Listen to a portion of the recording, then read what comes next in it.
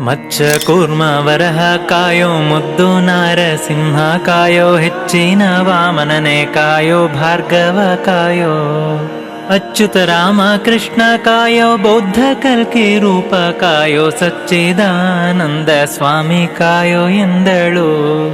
ಸಜ್ಜನರ ಪ್ರಿಯನೇ ಕಾಯೋ ಸಾಧು ರಕ್ಷಕನೇ ಕಾಯೋ ನಿರ್ಜರ ವಂದಿತನೇ ಕಾಯೋ ನರಹರಿ ಕಾಯೋ ಅರ್ಜುನನ ಸಖನೆ ಕಾಯೋ ಅನಂತ ಮೂರುತಿ ಕಾಯೋ ಲಜ್ಜೆ ನಾಚಿಕೆಯ ಕಾಯೋ ಸ್ವಾಮಿ ಎಂದಳು.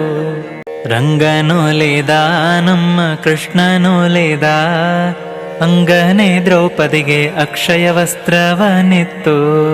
ರಂಗನೊಲಿದ ನಮ್ಮ ಕೃಷ್ಣನೊಲಿದ ಅಂಗನೆ ದ್ರೌಪದಿಗೆ ಅಕ್ಷಯ ವಸ್ತ್ರವನಿತ್ತು.